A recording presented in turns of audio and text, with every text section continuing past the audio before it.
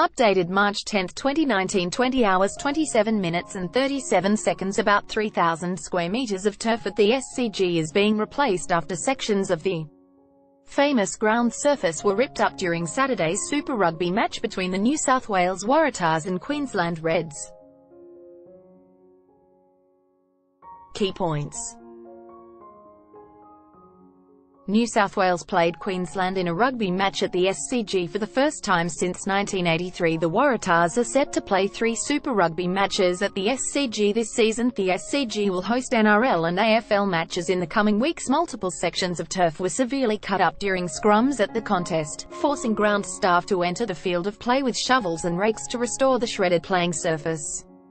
The ground simply could not cope with the 2-ton set pieces on a pitch usually reserved for cricket and AFL. It is set to host a blockbuster NRL season opener between the Sydney Roosters and the South Sydney Rabbitohs, meaning the SCG Trust had to act quickly to restore the surface. The SCG will replace 3,000 square metres of turf today in preparation for Friday night's NRL Round 1 match between the Sydney Roosters and South Sydney Rabbitohs.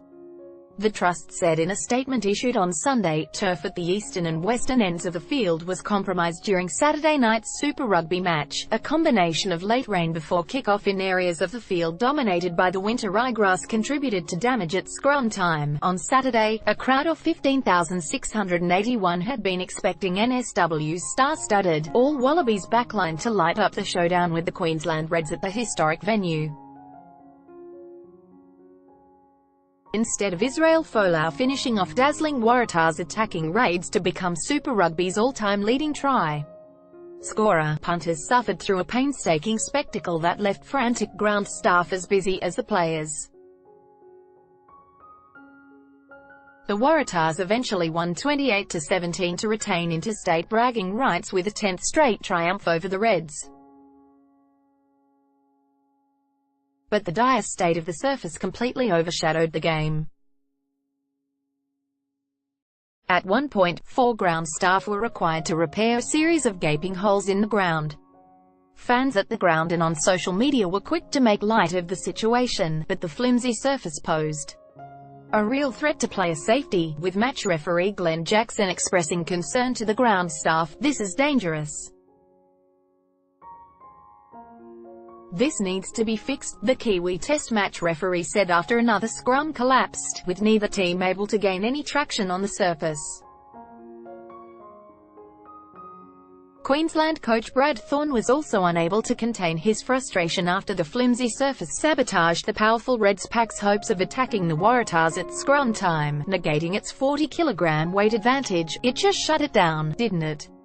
It's professional sport, so that was disappointing," Thorne said. "Rugby grounds. Obviously there's a lot of running around and tackling, but there's some things, the mauling and the scrummaging, so the ground's pretty important. It just didn't have any strength to it." Reds captain Samu Kerevi agreed with his coach, saying, "We have a pretty strong scrum and wanted to utilise it tonight, but the surface didn't help us." With the SCG hosting the NRL first-round clash next week and the Sydney Swans continuing to train at their home base ahead of the start of the 2019 AFL season, there are concerns the venue will be in no state for the Waratahs' scheduled meeting with the Crusaders on March 23, something the Trust moved to address in its statement. The SCG is confident that the surface will be ready for the Waratahs match against the Crusaders on March 23. The statement said, "The new turf is of the ready-to-play variety and will be available for a Roosters training session on Wednesday." The SCG will continue to work with its sports partners to ensure the field of play is presented to the highest standards. Waratahs coach Daryl Gibson said there had been no discussions about moving the next game elsewhere, but added that the team would carefully consider the playing surface in the coming weeks. "It's certainly something the powers that be will look at and how it's rectified for the next game," he said. "It's such an iconic ground that it's a real thrill to play here." Stadiums in New South Wales have been in the spotlight in recent weeks, with the Matildas' opening Cup of Nations clash switched to Leichhardt Oval after concerns over the pitch at Jubilee Oval and questions being raised during the week about the planned demolition of the Sydney Football Stadium.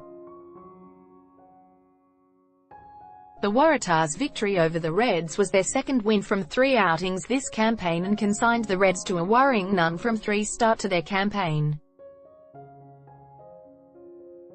The Waratahs head to Canberra next week to play the Brumbies, with the Reds off to Tokyo for a now must-win clash with the Sunwolves.